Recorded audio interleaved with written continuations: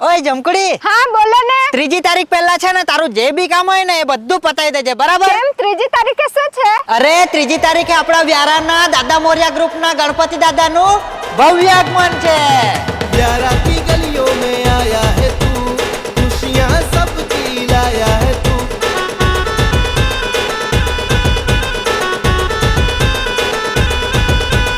व्यारा की गलियों में आया है तू.